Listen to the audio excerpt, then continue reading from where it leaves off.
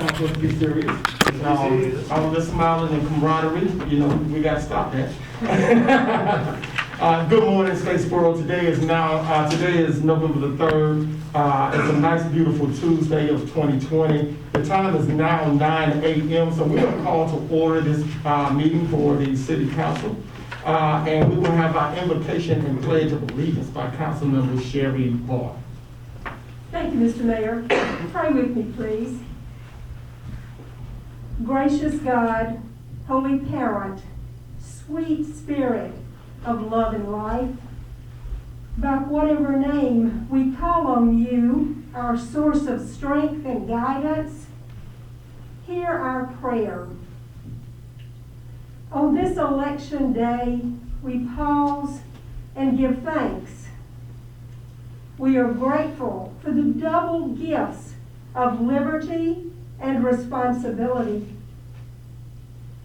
Lead us to be brave, fair, civic-minded citizens, working together for the good of all people. As we prepare to deal with the business of our city, may we still our minds. May we open our hearts. May we be guided to the best paths forward. May it be so. Amen and blessed be. Amen. Pledge allegiance to the flag of the United States of America and to the republic for which it stands, one nation, under God, indivisible, with liberty and justice for all.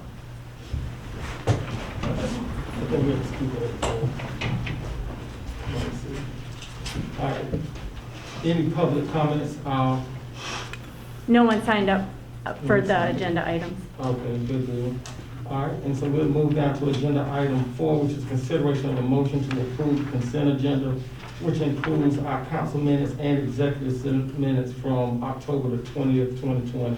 Is there a motion to approve? I would like to, on ordinance 2020-7, where I voted nay, if I could get it put into the official record, the reason that I voted against it, which is I gave y'all a little spiel right after the public hearing. Yeah. If we can get that put in there, I just like it'll be on the record of why I voted against it. Okay.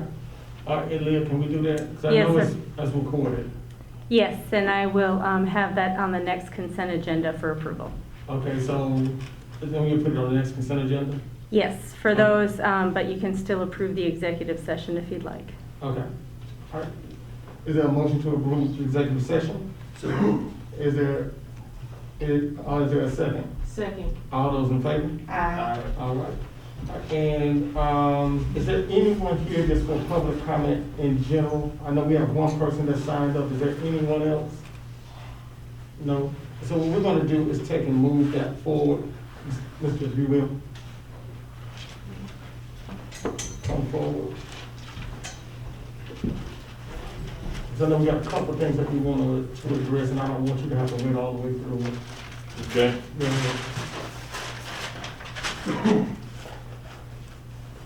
Council members, can you hear me? One more.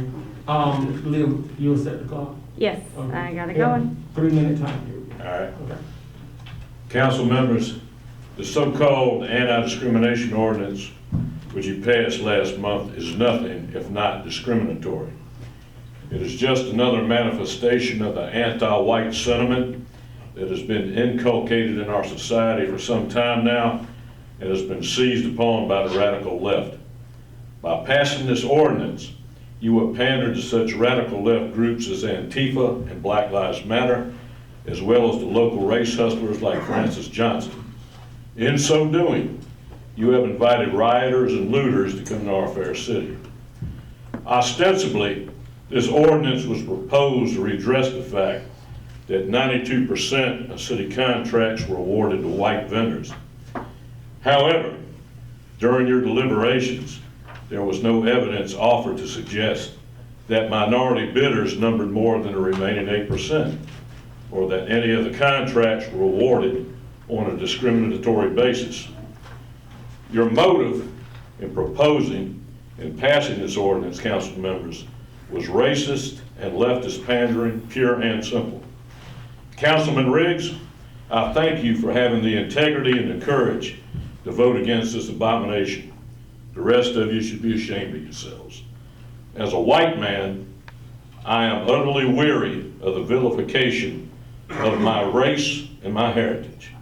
As a patriot who, along with many other patriots, has had to take up arms to protect the Confederate monument here in Statesboro, as well as the property and the citizenry of the city of Sylvania against threat and violence, I am alarmed by the timing of your blatantly racist pandering. You have sown discord. I hope you do not reap the whirlwind. Statesboro has been threatened with violence over the coming election results, as well as the predicted guilty verdict against Mark Wilson for murdering that girl on the bypass. Just last night, I received a call that Antifa has shown up in force in Savannah. If violence does come here, local patriots and our associates from other locales will deal with it. But a good portion of the blame for its outbreak will be on your shoulders, council members, for your cowardice and your poor judgment in passing this racist ordinance. Stop pandering and start serving. I thank you for your kind attention. Thank you. Thank you. All right, we'll move on down to agenda item 5, which is a public hearing and first reading of ordinance 2020-09, an ordinance for reading chapter 2, article 2, division 3 of the Statesboro Code of Ordinances regarding the Commission on Diversity and Inclusion amendments, will rename the commission to one borough commission, increase membership to 12, and grant scope of authority relating to workforce development and violence prevention, as well as work and duties created pursuant to adopted chapter 80. Is there a motion to open the public hearing? So moved. Is there a second? Second. All those in favor? Aye. All right, Kane, if you will. Good morning, Mayor and Council. This is the proposed amendments to sections 257 and the addition of section 259 under the One Borough Commission. There's also an amendment to 255. It's just overall the One Borough Commission. It's currently codified as the Commission on Diversity and Inclusion. What this would do is rename it to One Borough. The membership would be increased from 8 to 12. Those terms will need to be approved by council for this next term of 2 years for all 12 members. The scope of authority is set out in 257, is expanded so that the One Borough Commission has the authority previously reserved for the Works Commission. And also it has a reference to Chapter 80, the anti-discrimination ordinance, the equity ordinance of Chapter 80. There were a couple duties that were given to the One Borough Commission in that past ordinance.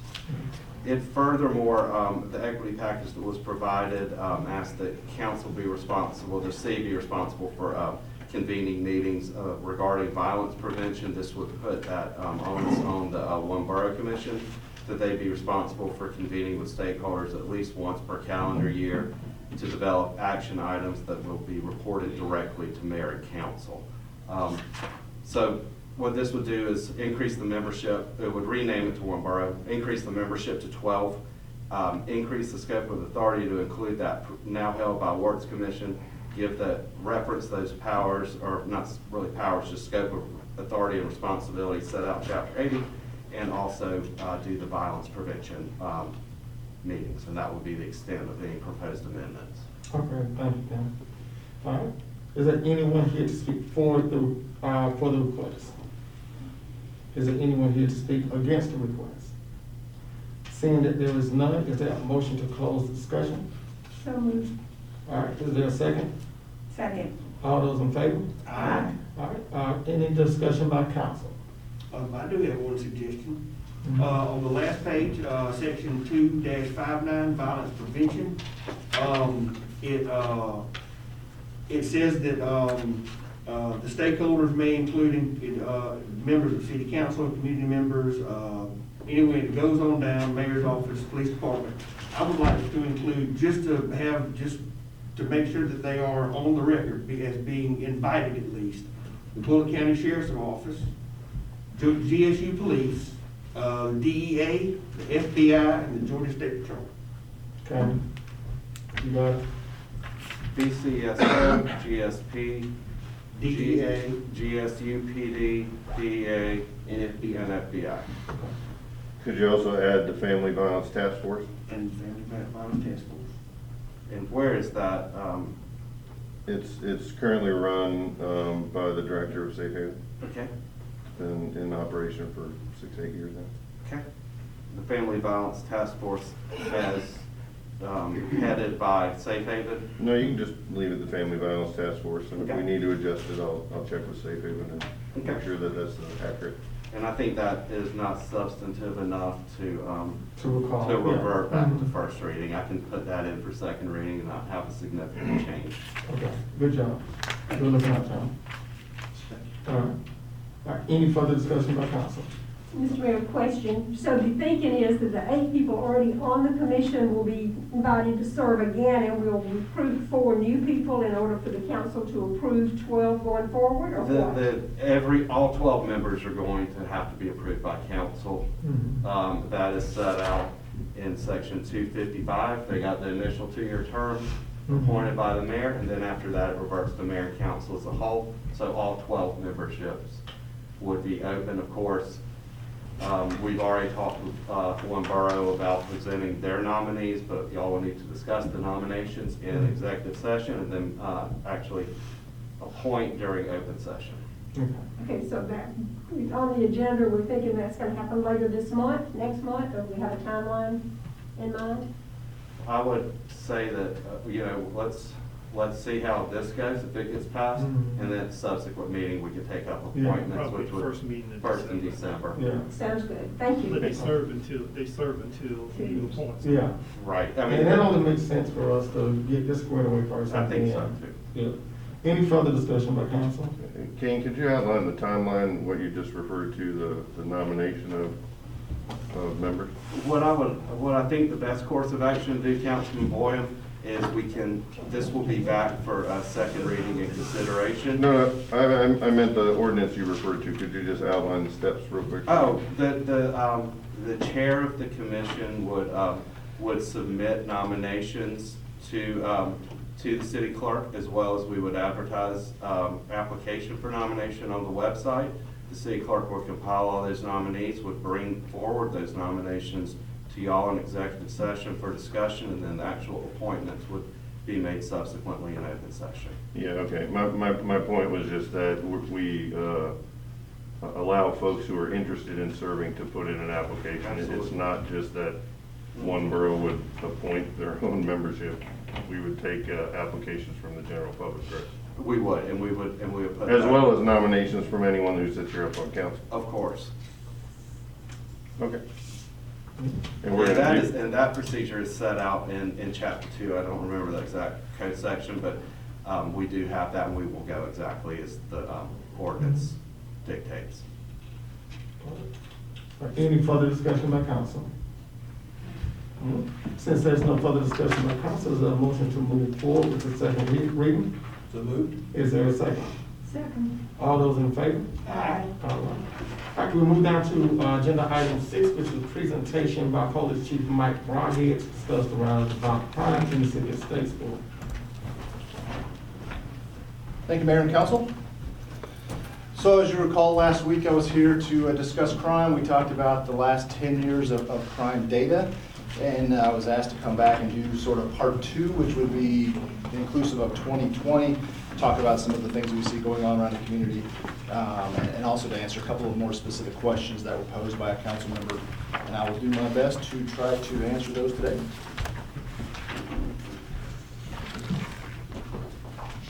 So as a quick agenda for the presentation today, first we're going to go through some violent crime data that's occurred in 2020. Here's the specific questions I was asked to answer as part of this presentation. What can we do to lower the levels of violence and effectively combat crime? I took that as what could we as the police department do to lower the levels? The second question, am I personally content with the level of crime? And also number 3, am I personally giving our officers everything they need to effectively combat crime? So here's, when we talk about what is violent crime, I'm just going to use the Uniform Crime Report's definitions. So we're talking about these crimes specifically: homicide, robbery, ag assault, and rape. Again, those come right off of the Uniform Crime Reports. So we've had 6, well, we've actually had 7 now. On Saturday, we had our 7th homicide of the year. That happened after this presentation was already prepared, and so I haven't included the specifics from Saturday night onto this slide, but here's the geographic locations of the previous 6. The 7th homicide from Saturday night would be sort of in an open space on that map, mid-central to the top of the map, to the left of Main Street in Morris Heights. So I put this graphic up just sort of to show that these homicides have been spread out across town. There hasn't been a specific geographical trend as it relates to that. I would like to say that the number 7 is an alarming number to see the year's not over. I don't think, my personal opinion is that this is not our new average. If you'll just go back 2 years, from April of 2018 until June of 2019, we didn't have a homicide for 14 months. While that was spread across 2 calendar years, I still think that's significant. It's just 2 years ago. I think 2020, we could agree, has been a strange year. It's manifesting itself in a number of ways. I can just tell you that personally, I can't predict the future. I don't think this is what we're going to see year in and year out. I don't think that we have changed substantively enough that we're going to see this as our new average year to year. So here's the first 6 homicides. I just wanted to put this up so we could discuss them briefly, and if you have specific questions, as far as I can answer those. All 6 of these are technically still under investigation. However, we've made arrests in all 6 of these and turned those over to the district attorney's office. We continue working with them through this process of grand jury and ultimately through trial. 2 of these are domestic disputes. You can see that one was a dispute at a bar. The bottom one there was a juvenile that was arrested for that, and it was a dispute between 2 groups. It was an interpersonal fight. One of those I can't designate due to a court order, so I'll leave that alone, and one was from a drug transaction. I can tell you that Saturday night's killing was a targeted assassination, and that was directed at one individual for reasons we can talk about later. But if you have any specific questions about these that I can answer, I'm happy to, but that's kind of where those are at the moment. Any questions for council? Thank you. Yeah, I do have one quick question. Yes, sir. The 4 homicides there on the bottom of the map, Yes, sir. we'll just say south of Georgia Southern, those are all apartment complexes, are they not? Yes, sir, they are. Sorry, I just want a clarification. I'll bring that up later. Yeah, that's one of the things that we look for, and we're going to talk a little bit later in the presentation about our ability or our skill set when it comes to analysis, which I can tell you is low. You know, when you look for trends and ways to address this or even to predict crime, these, 2 of these happen in the daytime, 5 happen at night. They're all over town, and they're for various reasons, and so we definitely got to find a way to try to address that. But as you can see, it's a challenge. Conversely, now in our statistics for 2020, we have our robbery numbers, which are down 40% through the end of September as compared to the previous 9 months of 2019. You can see that robbery with a firearm has decreased 50% over that same period. We've had 7 of those. We're going to talk in a few minutes about the impact team, but one of the impact team's specific missions is to drive down robberies in housing areas, particularly in multifamily housing. One of the things that was very alarming to me when I arrived in Statesboro was that we were having these drug rip-offs inside these apartments where people are raising their families, college students are living, and that's just creating a situation where violence is being brought into a neighborhood where innocent people are living, and so we've made a deliberate effort to drive that out of that multifamily housing. Whether that's reflected in these numbers or not, I can't say. I can't say that there's direct causation, that our efforts are having any impact at all. All I can do is present you with that and say that is one of our focuses, and we're seeing a decrease in robberies overall. We all know, I think, what statistics are, what they are. We could have a robbery spree, some crew could go through town ripping off drug dealers, and that number could spike. But through the end of September, that number is pretty positive for us. Likewise, again, I can't explain why aggravated assault, which is typically using a weapon to assault somebody, is down and homicides are up. Again, I think it's an odd year and we're all just trying to figure it out. But the number is generally good, statistically speaking. Overall, ag assaults, now you can imagine somebody could get cut with a knife, that would be an aggravated assault, hit with a baseball bat. But you can see that firearm ag assaults are down a little over 5%, but overall, 22% reduction in aggravated assaults. Again, why ag assaults are down and homicides are up, I don't know. This is one of those vagaries of statistics that any one of these aggravated assaults could have become a homicide, just by the nature of the crime. So fortunately, they have not. Here's just a scatter map to show you that, again, these crimes are occurring generally around town, but you can see a cluster at the very bottom of the map, and that's Park Place, and that specific neighborhood around Park Place. We have some considerable difficulties in policing that because of the way it's set up. We've talked about that with council before. I do have some ideas for solutions. They might be very difficult to implement at Park Place specifically, but at some of the other apartment complexes, I think there's some things that we can do. But as you can see, by the color code, different kinds of assaults occurring in different kinds of parts of town. The next map is just those same aggravated assaults, but taking off all the ones other than firearms assaults.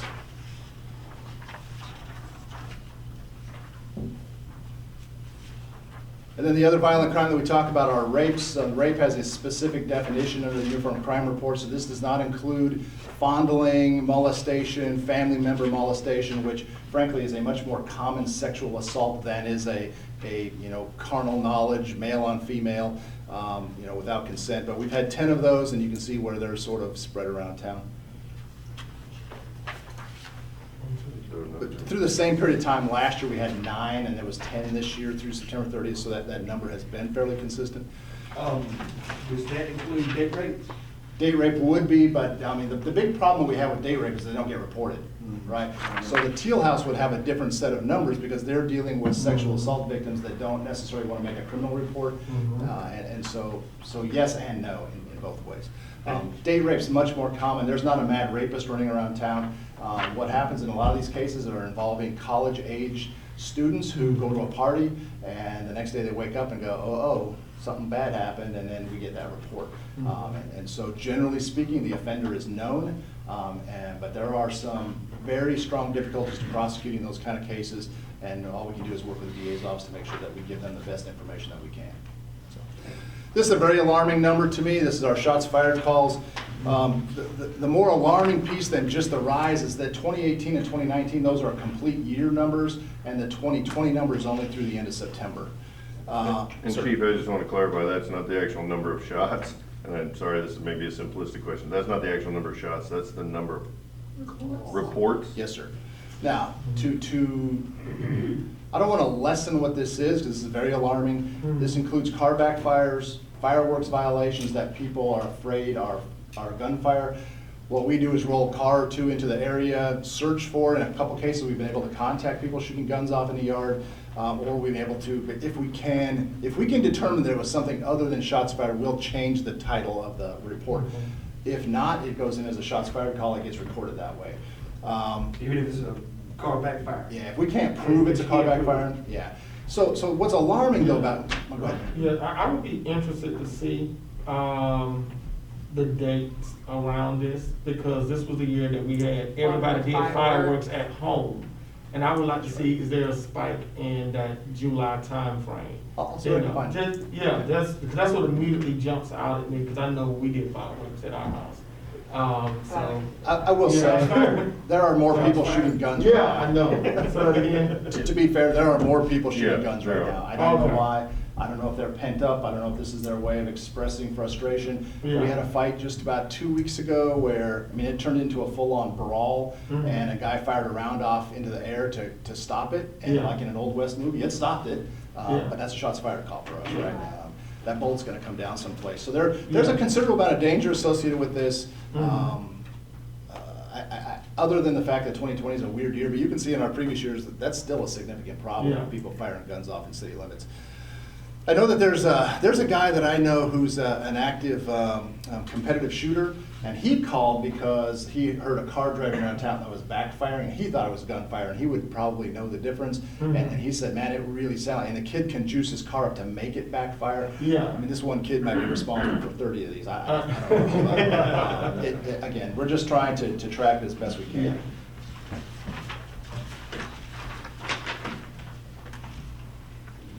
So overall, the good news is that violent crime, those specific crimes we talked about at the beginning, are down nearly 20% as compared to the same period last year. Again, I don't want to read too much into statistics. April and May were anomalies for us. We had very few calls. Everyone was at home afraid of the virus, and there wasn't a lot of movement around town. And then you remember we had June where just shots fired busted out. We had a couple of homicides in June. But generally speaking, although we feel like crime is increasing, and there's a lot of news and a lot of social media around it, and of course the homicide numbers are tragic, generally speaking, there's where crime's at. So before we move on a little bit, is there any questions specific to the numbers that we talked about? No, sir. So the next question is, what can we, and I took this to mean, what can we as a police department do to lower the levels of violence and effectively combat crime? So we know that a small proportion of individuals commit a disproportionate amount of violent crime. Right? One violent offender can create a lot of crime. Property crime, that's even more so, right? One kid checking door handles is going to cause a whole lot of crime, but it's one guy, right? It used to be that one guy with a can of spray paint could cause $10,000 in damage in one night. We're not seeing a lot of graffiti, which is great. But so what can we do about this? We can conduct really good, effective investigations into violent criminals so that we can get them prosecuted and get them off the street. There's no way to say that, person A was arrested, he's off the street, and therefore the next 15 crimes didn't occur. That's a very difficult thing to sort of say, but we know that it's true. We know that a small percentage of people are responsible for a disproportionate amount of crime. The willingness to commit violence against another human being is more evident in some people than others. If we can get them locked up, then that's good for everybody. So far, our detectives who frankly, I got to tell you, I have supervised detectives directly, both as a sergeant and a lieutenant. I personally was a detective. I've never worked with a group of detectives as efficient and good as the detectives we have in this community, and I mean that heartily. And I tell them that on a regular basis. These guys are solving crimes that are whodunits that are very difficult to solve. But so far, 118 people, different offenders, have been charged with felony crimes by our detectives. That doesn't include felonies made by patrol members, but that's just from the detective. And when you said preferred felony charges, you didn't send that to the DA? Yes, sir. Mr. Mr. Charles was like, what does that mean you preferred them? And my wife said, what does that mean you prefer? So I chose a bad word there, I guess. But what I mean by that is just because it's not necessarily an arrest. They might have been already arrested for something else. They put another charge on them. I didn't feel like putting charges on people was a good thing to put on a slide, but that's essentially what I'm trying to say with the word preferred, if that makes sense. So 118 offenders have been charged with felony crimes by our detectives this year so far. I'd like to talk about the impact team a little bit. During the summer of 2018, we made this an operational unit. The Georgia Southern University Police Department has given us an officer to serve on that task force with us, but it's just 4 people. They spend the majority of their time doing surveillance. They follow up on drug crimes and drug complaints and see if they can build cases. So far, since the summer of 2018, they've seized 73 illegal firearms. I define an illegal firearm as a gun used in a crime, a gun that's used to protect drugs or other contraband, or a felon who's in possession of a firearm. That impact team has served 60 search warrants, and you can see the different kinds of drugs that exist in our community, and they have seized quantities of each of those. And you said this is 2020? This is 2018 to present. So this is just sort of what the impact team has been doing, because it is a pretty new unit. But again, one of their main focuses has been to drive violent crime or robberies out of multifamily housing by getting the local drug dealer out of family housing, if that makes sense. We have this situation of these vast apartment complexes where we have some people living there on government assistance. We have some people that are there through programs. Mental health providers have placed them into multifamily housing to help them kind of reestablish and get back on their feet. We have families being raised, and we have college students. They're all living close together. When that drug dealer moves into there for the opportunity to sell drugs out of an apartment, they're inviting that drug ripoff, that crew, to come and steal from them, which is placing all those other people at risk. And so we've been really focused on trying to get them out of there. I'm really proud of the work that a small unit has been able to do to do that. What is fentanyl? Fentanyl's it's a pain, it's like an analgesic, it's a pain medication. Incredibly lethal in very small doses. If you looked at a chart that would show you, the bar graph would show this much cocaine is lethal, this much morphine is lethal. I mean, it's like grains of fentanyl are lethal. Is it an opioid? It is. It's related to that on some level. Honestly, I don't know the chemical composition, but I know it's mixed in with a lot of heroin and other drugs. I saw a documentary on that. It's being mixed with heroin. And it's causing a lot of deaths in the Baltimore, that area there, because it's being cut with, well, not cut, but it's being included into heroin. And fentanyl's dangerous to the point where if police officers were to get it on their skin, I mean, it could be hazardous, if not fatal, to the police officers who discover it. We're very concerned about our canines because they're sniffing drugs and that stuff can be absorbed. It's incredibly lethal, and it's been around a couple, 3 years. We took a fairly large quantity off of a couple of years ago. We found a guy who died from his own stash that he was selling, and shot up some of his own heroin, but it was really hot with fentanyl. And the good news, I guess, if there's good news in that, he had just gotten it and had not started distributing it yet, and died before he was able to do that, so that was kept off the streets. Most of these opioid deaths, I'm sorry, Mayor? That could have been really bad. Yeah. And we're at risk of that every day, to be quite frank. People are moving drugs into our community, and that's why we're trying to fight back. Rio can smell all those?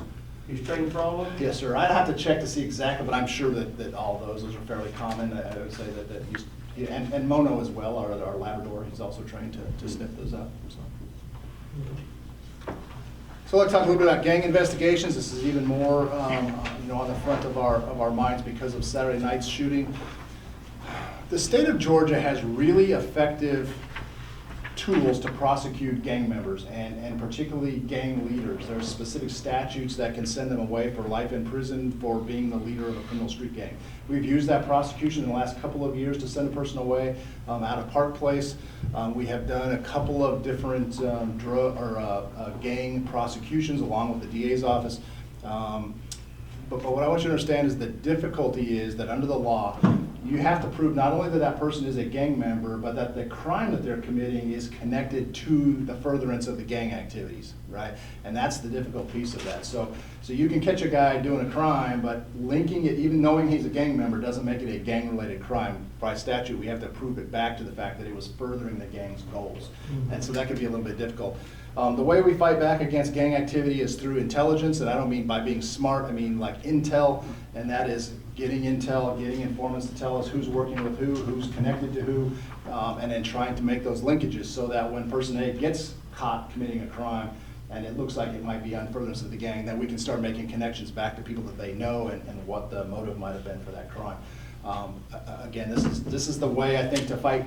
We don't have people hanging on street corners anymore. It's not the Crips and Bloods on opposite street corners staking out their territory. It's become much more like organized crime. These guys are underground, and it really has become less about race-based gangs and much more about money.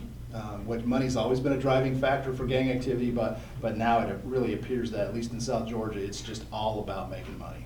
Yes, and are these local gangs, or can you speak to that? Or? We do. We have identified a number of members of two particular gangs. There's a Piru Blood set in town as well as a Gangster Disciple set.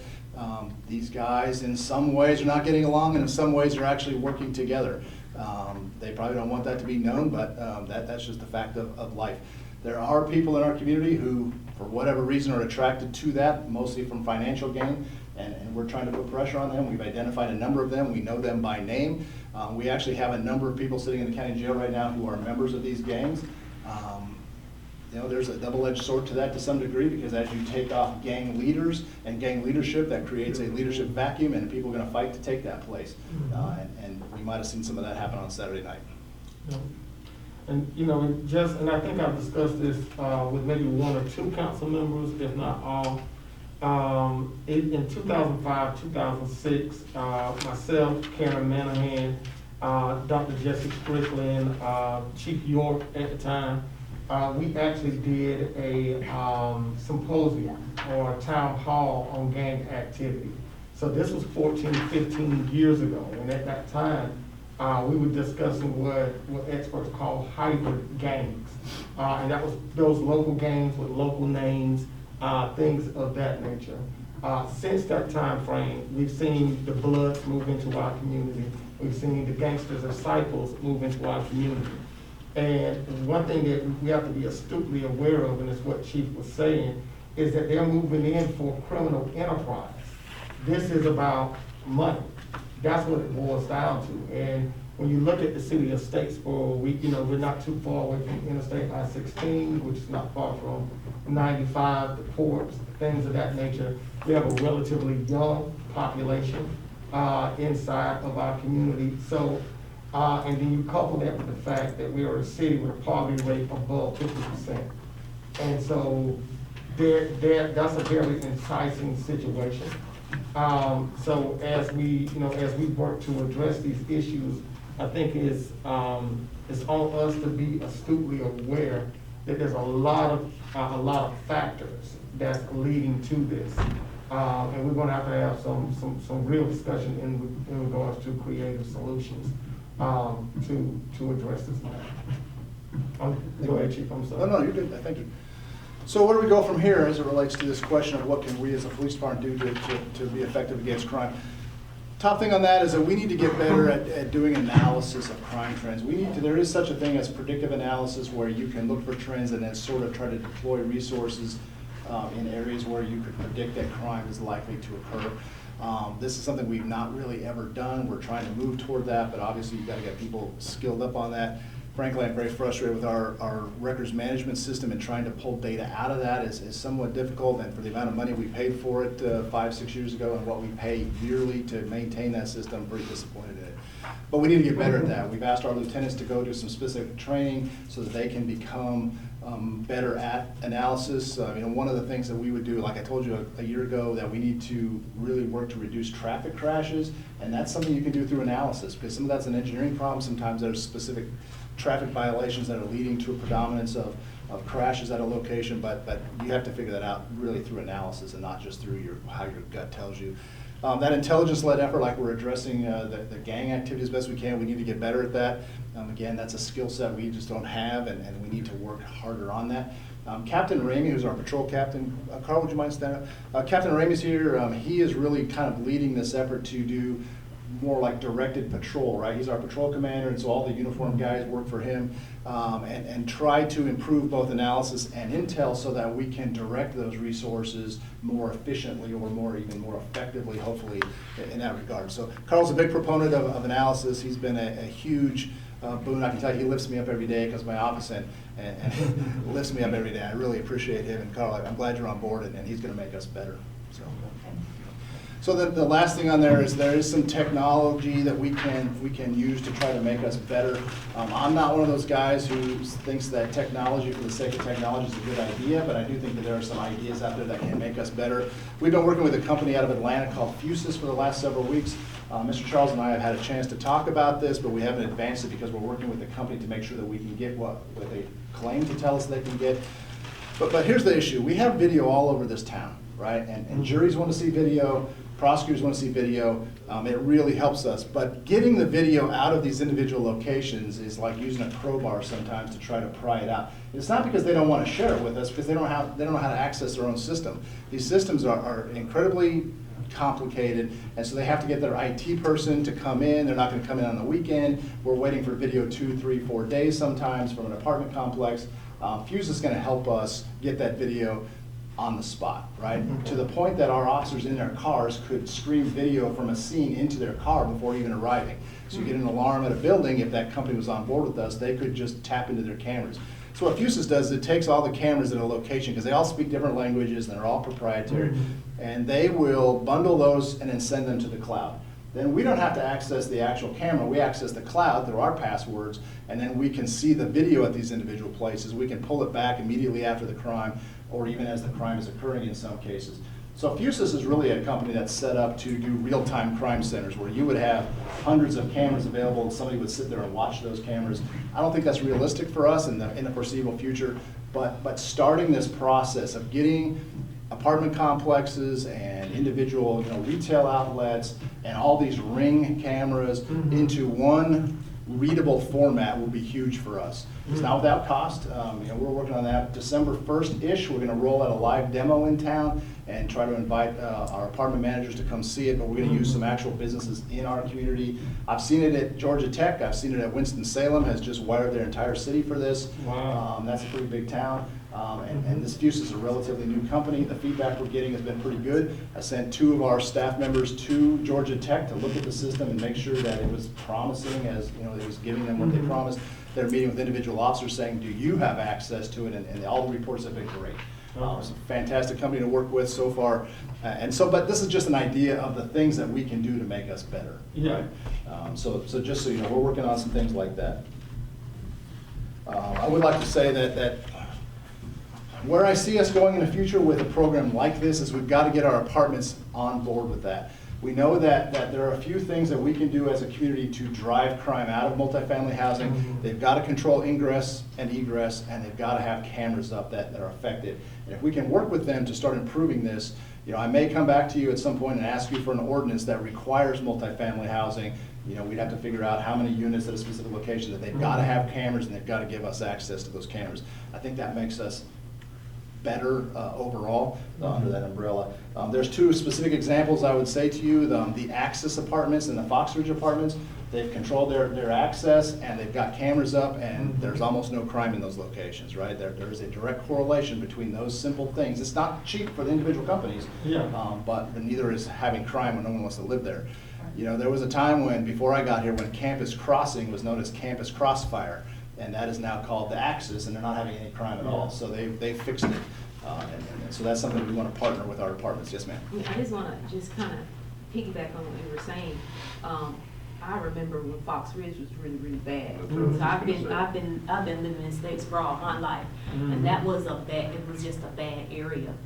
So we could get something like that at Mars Heights. I think that would, like you just said, it would cut back on crime significantly if we can get this system in there. And also I noticed that Fox Ridge is now gated. That's right. Anybody just can't go up in Fox Ridge. You have to have a certain kind of code or something to get into the apartment complex.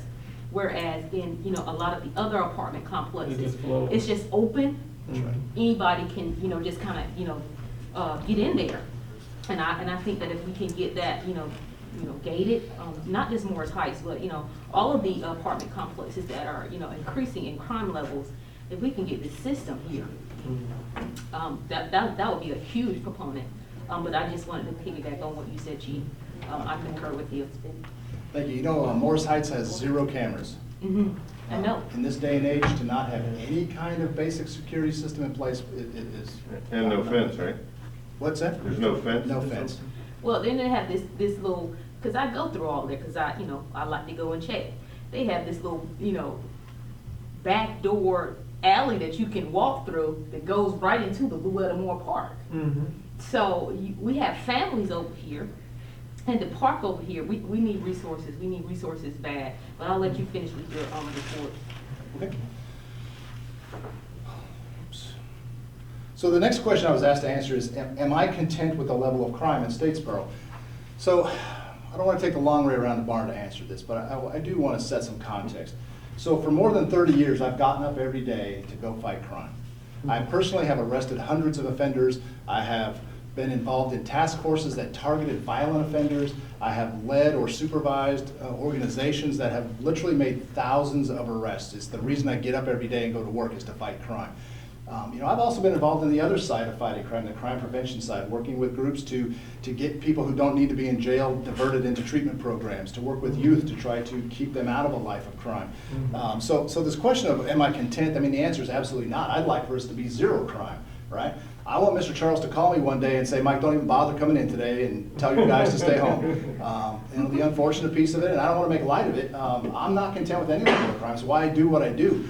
But we have to face facts to some degree with how the human spirit is and how it is right now. There's some things that I can't do anything about, right? The original sins that we know are the underpinnings of crime: jealousy, anger, rage, envy, greed, bad educational outcomes, terrible parenting. And I'm not talking about a parent who doesn't pay enough attention. If you would go into some of the homes that our officers go into where children are being deliberately abused, having cigarettes put on their skin, being trafficked sexually in exchange for drugs. These are broken people creating more broken people, and those people exponentially are going to end up in prison. These are complex social problems, and sometimes I feel like we're winning, and some days I feel like we're the little boy with his finger in the dike, just holding the water back. And I don't mean that just in Statesboro. I think Statesboro is the nicest town I've lived in. I will say that the boyhood home I grew up in was very much a safe community. At least I didn't perceive crime there. But as an adult, this is the nicest place I've lived, and I want to do everything I can to keep it that way. But it's a fight because human nature is what human nature is. And, and kind of piggyback off of that a little bit, for several years, I was the director of the alternative school here. And some of the issues that those kids were dealing with, they're all adults now.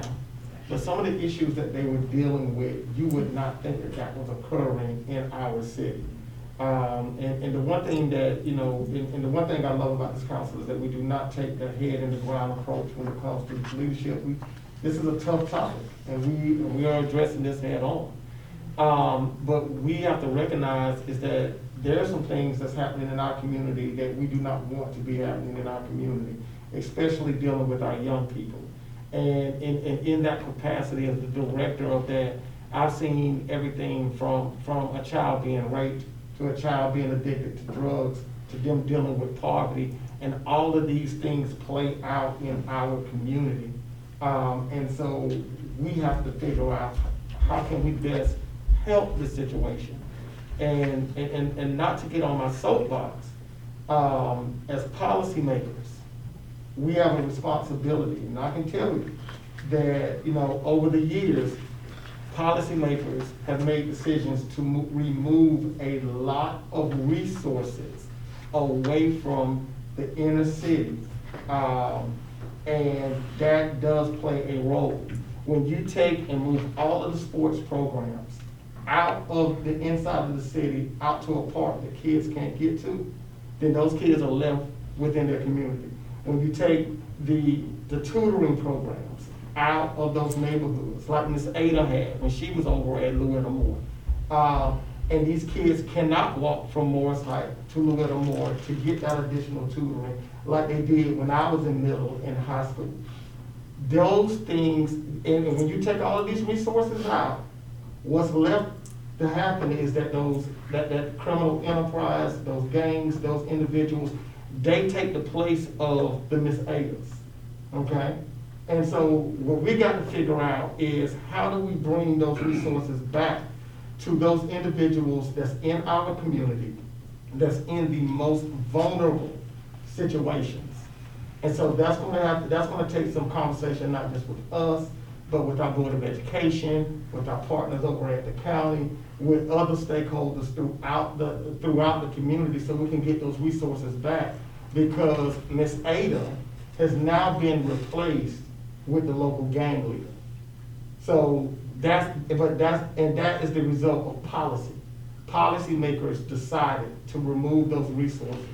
And so we got to figure out how do we get those resources back into those communities so that we can be able to serve those young people that's in the most vulnerable situations, and how we can keep our entire community safe. So this is the third question I was asked. Thank you, Mayor, for that. Am I giving our officers everything they need to effectively combat crime? Well, I'll just tell you what we're doing, and then I guess you can make that decision for yourself. So remember that I've been here a pretty short period of time, right? And so when you move across the country to a new place, it takes you a little while to get settled. But the most immediate problem that was in our face when I got here was that we were short 14 officers off of our authorized strength. We had 60 officers. Today we're at 74. But that has created it's been a difficult process. It's a very, very hard time to recruit right now. And that retention piece is critical for us, where we were keeping officers about 2 years. We need to keep them about 5 or more, because a more experienced officer is a more effective officer because they understand things that the first couple of years of policing, you're just trying to figure out, like, how do I drive the car and not crash into stuff? So there's a lot to do in both retention and recruitment. They're linked, but there are intrinsic things that you can appeal to people. There are extrinsic things you can appeal to people. We've changed the way we schedule. We're, like I talked to you guys, I think in February or January, about the difficulties just getting people to pass a background check. The people that we're attracting are, we're not going to lower our standards, but it's just making us work harder to sift through the people that are applying. We're getting applications, but we're having a very difficult time getting people to pass background checks, typically because they lie about their drug history. We tell them from day one, don't lie about it, we'll evaluate it fairly. We're not looking for angels, we just need people who can be honest, and if you made a mistake in your life, I want to know what you've done since then. And they'll say, oh, I've smoked weed 3 times. They'll get on the polygraph and say, well, I smoked weed for 6 straight years, and it's like, we just need you to be honest with us, and if they can't be honest on the front end, we're not going to trust them to be honest later, so we don't hire them. We've also had a very difficult time getting the candidates that do pass to pass the police academy. We've had a very difficult time with that, and so again, we're doing all we can. I'm really proud of the folks that are working hard on our recruitment program, that are out there finding candidates and working with them to help them get through the academy. And it's working. We're winning that battle because we're at 74 officers. Our authorized strength is now 76 because we added a couple to the budget. We've been at 76 and then back to 75 and then 76 and now we're 74. So today, standing here, we're at 74. That includes 3 people in field training and 5 people at the academy. We're working on it. One of the things that I've done to help our folks is I brought a focus on training. Our average officer got over 180 hours of training last year. The state mandate is 20 hours. So we are, whatever that number is, mathematically above that. And that's a commitment we're going to make to our folks because, again, when you have a young police department, they need constant, ongoing training. Our veteran officers need to be refreshed, too, and we're including all that. But generally speaking, to me, these things are all related, right? The more training and education they get, the more confident they feel, the better they feel to use the tools that they have to do the job properly, and the better police officer we ultimately get out of that. I am winding down if you're getting tired of listening to me talk.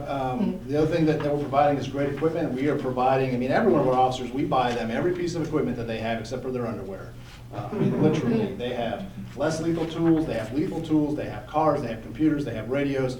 They have body armor? They all have body armor, they have body cameras, they have dashboard cameras, they have backseat cameras to view the prisoner. We're providing them with a lot. I can think back to, I think Carl could probably attest to this in his experience as well. Carl did 34 years with the Savannah Police Department before he joined us. When I became a policeman in 1988, you had to provide your own gun. If you wanted to wear body armor, you had to provide it yourself.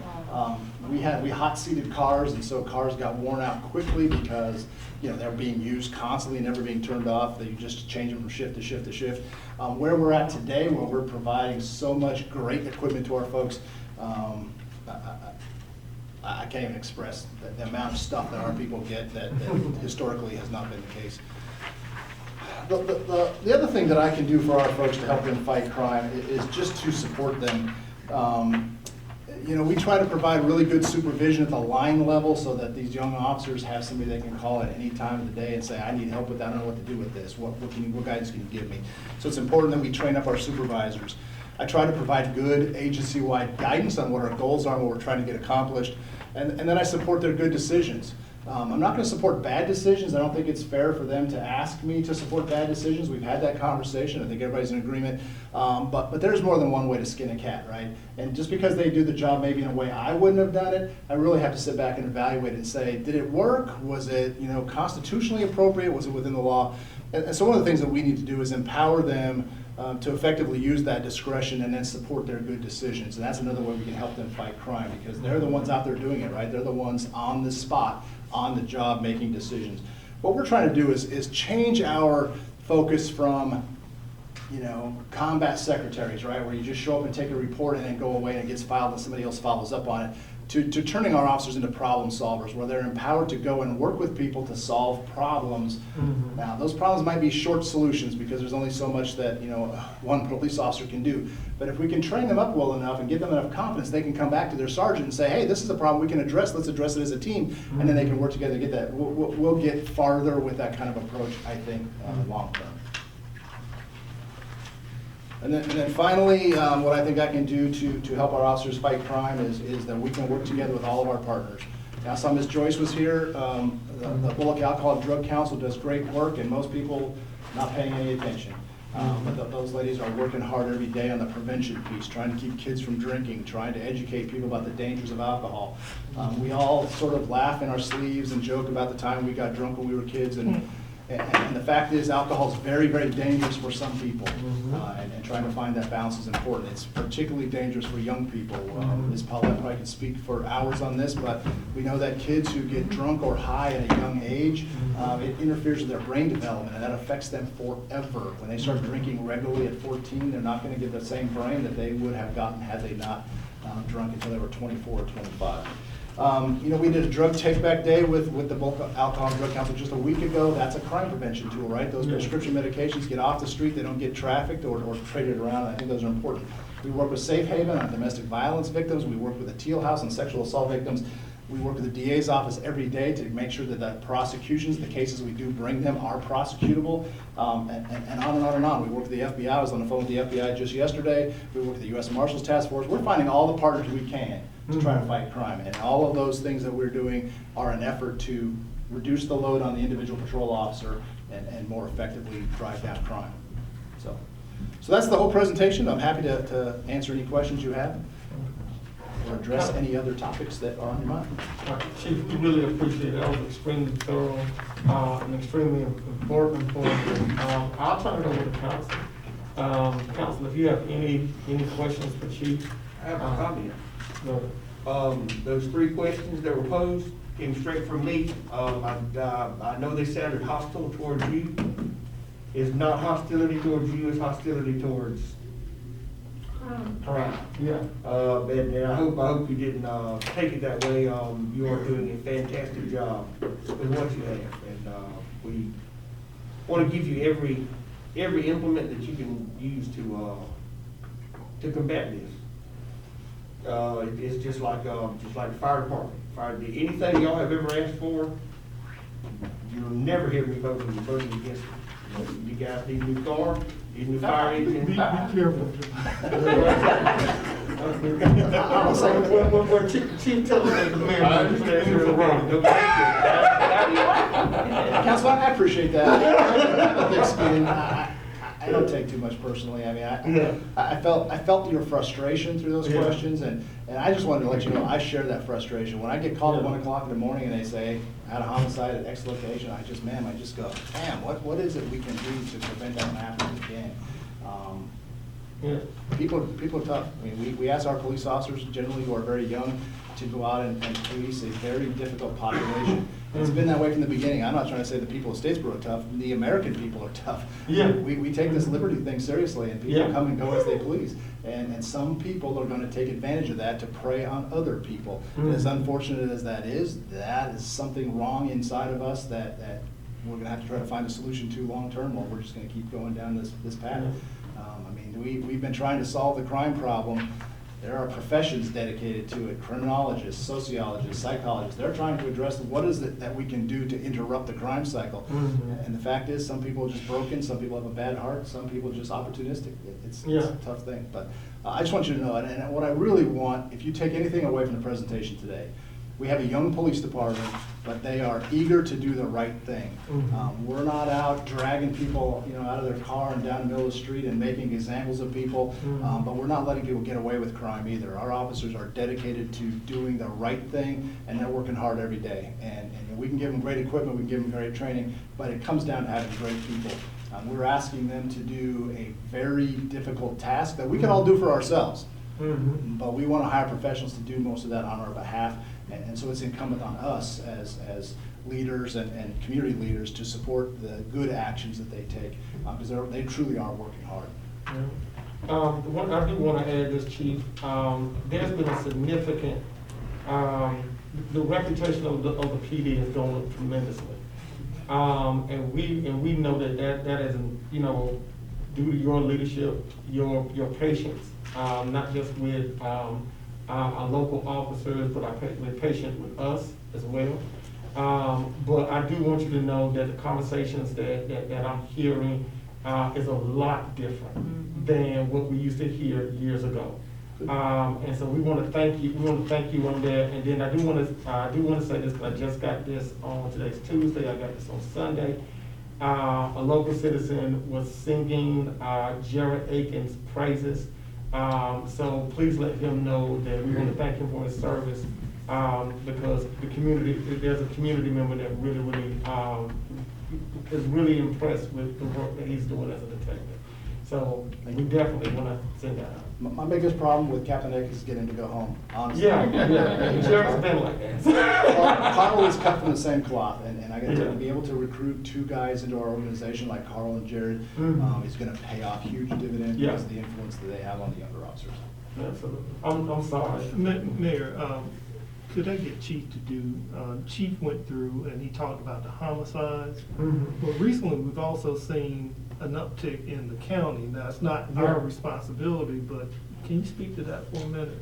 Yeah, I just know that in the unincorporated areas, they've had 4 homicides during this same, time frame, the 2020. I gotta tell you, and I know this is kind of getting far afield, I guess, but I have friends in law enforcement all across the country. I don't know what's going on or what we can blame it on, but homicides are up everywhere. You're gonna see at the end of the year when the homicide numbers come in, they're going to be like 1970s style numbers. It's Wow. bad, and it's that bad. Yeah. A friend of mine who's a homicide detective in the city of Denver, he and I touch base about once a week to see what cases he's working on and discuss those cases. And their juvenile murders, like in about July, beat all of last year when they still had 6 months to go. And it doesn't sound like things are slacking now. So I think we can all just look at 2020 to some degree. We know that there's anxiety that's been caused from the virus, from all this political climate we're living in, where people are, hating on each other for stuff that literally has nothing to do with them, generally speaking, and on and on and on. It's a tough year, and I think that's what our shots fired calls are reflecting. I think that's vented frustration. Yeah. And I feel it. I mean, I feel the frustration myself. So hopefully hopefully we'll get the virus behind us at some point. We'll get the election behind us at some point, and maybe we can all just kind of chill out. Thank you. Absolutely. Chief, before you go, one thing that I have felt personally reassured since you've been here is that putting it all in perspective. I mean, this is a strange year, and there's these flukes, and we hear about them, and we deal with them the best we can, and I appreciate all the efforts y'all are doing. But overall, in perspective, Statesboro still feels like a good place to be. It feels great to me, but again, yeah, I'm sure to people who lived here for 30, 40 years, maybe it feels different than it did. But from an outsider coming in, like when I came down here to interview, I was on the phone with my wife going, this place is beautiful. You're gonna love this place, right? Yeah. And so, and I still feel like that. I mean, I'm committed here. My kids are here. This is home for us, and I want the best for my kids and for everybody else's kids too. I don't want them to grow up in a difficult town. I definitely agree. I just told the mayor, I'm from Philadelphia, and our murder rate is 415 last week. And I watch the news in Philadelphia every day, and dozens of people are getting shot every day. So 7 Statesboro is a good place. We have other things that we have to deal with, and the fact that you guys have called, who killed all of these people. Yeah, That's exactly. amazing. There's been arrest, and that's the positive thing, is that there hasn't been arrest from the one this past Right. weekend, but, we're gonna remain optimistic, but we know. So I think that is extremely positive. And that's homicides, that's not even shots fired or all of the other stuff. I don't even want to know what the number is today. Yeah, one thing I think that we need to focus on, we don't want to become that, right? And we're not going to become that. Yeah. We're not going to become Philadelphia or Baltimore or Yeah. these cities. Because I do think that there's a huge amount of people, percentage-wise, in our community who just want good things for us, right? When you look at the participation in our service clubs, it's great. I think we have an incredibly dedicated group of teachers in our community who are out working every day, and they're part of the crime cycle. They're trying to prevent that crime. Our hospital is actively engaged in the community, and so when you look around at the things going on, I mean, I think there's a lot of good. We sort of get focused on the bad, and again, I think that's something within us that we focus on that, but there's a lot of good going on, a lot of good people. Yeah, exactly. And it's the people. It takes a village. It does. Yes. Yeah, and that's what we need really to count our blessings on. There's some really good people doing a lot of good work. And they're not looking for any accolades. We're doing it from the heart. We'll move down to agenda item 7, open discussion on the need to hire additional police officers. So we'll open that discussion up. Is there any conversation, do we want to start with Mr. Penny, we want to start with John, how do we need to open this up? I've got a few questions I was gonna ask. How many patrol officers, how many uniformed patrol officers do we have? 74. No, patrol officers. Patrol 53. 53, and then how many are in CID? Well, eight detectives and then impact team is associated operations and a canine officer is associated there too. There's 3 of them. Okay, so, 3 on the impact team and then 5 detectives. No, 8 detectives and Plus three impact teams. That's right. Gotcha. Well, those 3 are doing a fantastic job for the numbers that they have. What's a typical night? Like, tonight, when does the night shift start? You understand? Yeah, we, You need to come to the mics because we have a Facebook Live. Come on up, call. Ken. Put you on the spot. Yeah. Well, the way that our shifts are designed,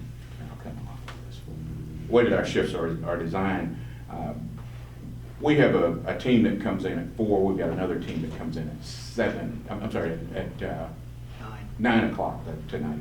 And they'll work, we typically work 10-hour shifts like that. Okay, so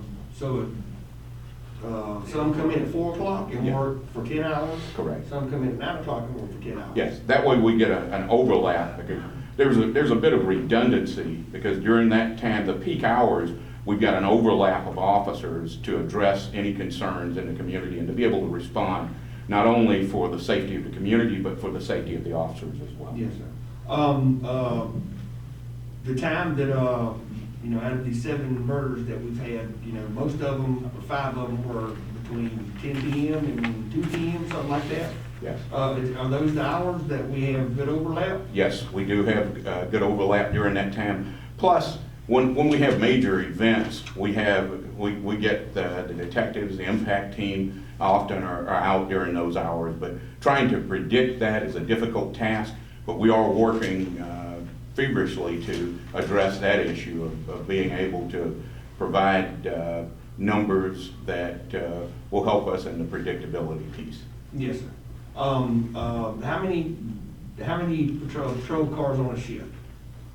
We typically, we man, again, there are more patrol cars than the beats that are, because we do have an overlap as well. We do have, but we've got 6 zones that are manned, and in addition to that, we actually have a group that works in overlay to assist those, and plus the sergeant and 1 lieutenant that's typically out there. And as it stands, it is a difficult task to provide coverage, but we do the very best that we can. And Mayor, excuse me, Carl, but I just want to be very careful. I want to answer your questions, Mr. Riggs, but also want to be very careful recognizing that we're on Facebook Live. This is important information, but sometimes you also are showing your hand. That's right. I don't want to tip our hand. So we don't want to give good intelligence information to folks that have bad intentions. So we want to be a little bit cautious about drilling down too close on some of these numbers. Sure, I understand. I got you on that one. Okay. Well, then how do we have this discussion, Mr. Penny? I mean, because we gotta have some of these details in order to make educated decisions. We can have some of these, but some of these will be recommendations that will need to come from me as well, but we can have some of the discussions. But I do want to be very careful with council and with the public sharing too much intelligence that can be used against us, and that's the only thing I'm saying. That's reasonable, but we you can see the other side as well. we can have these discussions, and sometimes we can't always have everybody in the room at the same time, so that we can share some of the intelligence with you, and not trying to keep people out, not trying to keep the public out, but I also want to keep the public safe. Yeah. And so the important piece is that we do have the overlap that Carl was talking about, but also just recognizing if we get too caught up in the numbers, it can have a negative impact on us. Certainly, I don't want to tip our hand to anybody's running for that. And this is for anybody, either of y'all, how many gangs would you say we have in town? I heard y'all say, gangster disciples, aren't they? That's nationwide, aren't they? All of them. Yeah, Gangster Disciples, Power and Police. All of them. Yeah, we're just trying to get Chief to come back toward it. And thank you. Yeah, I threw Carl up here to get a little time for the meeting, she wasn't prepared at all to speak, so. Yeah, for sure, we know that there are two, what we would fully consider ganged up groups of people. And one's a Gangster Disciple set and one's a Blood Pyru set, or Pyru Blood, but in that gang world, right, the Gangster Disciples is a Chicago-based gang, right? They do have a reach across the nation, but it's more of an influence than it is, like, there's not a tentacle to Chicago. There's not some guy in Chicago pulling a string in Statesboro, right? Yes. But that's that influence that they have had, that people have said, oh, I sort of believe what they believe. I want to sort of join that ideology, if you will. So, Gotcha. yeah. There's a third group that's kind of a hybrid gang, but I don't think we know enough about them to really be able to speak intelligently about that, but generally speaking, it's those two other gang sets that we're looking at. Okay. How many gang members do you think there are, or known gang members in town? 40.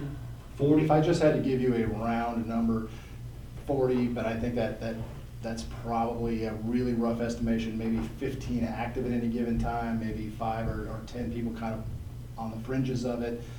But I think 40 is a safe number based upon, again, our impact team is tracking these and trying to draw these linkages, and so I've seen the bulletin boards with the linkages on them, and I would just estimate that's about 40 people. I couldn't recite their names to you. But I was just looking for that for a number. could I address the staffing thing from one issue? So, because that was my decision to go to 10-hour shifts as opposed to 12-hour shifts. When I first arrived in town, our patrol officer was assigned to 4 12-hour shifts. So in each 12-hour period, there was 1/4 of the patrol division working at any given time. And these 4 teams worked independently, didn't know each other, didn't work together because they were like their own little city, right? And these guys were exhausted. And 12-hour shifts are a very common thing in the South, but they're not common in the rest of the country. That people have moved away from that because as people get tired, use of force goes up, their judgment goes down, right? All those kind of things. And I could just tell you, our guys were tired. And again, we were having retention problems, and shift scheduling has helped that. But so now we have 6 patrol teams instead of 4. So we've spread those numbers out around 6 instead of 4 teams.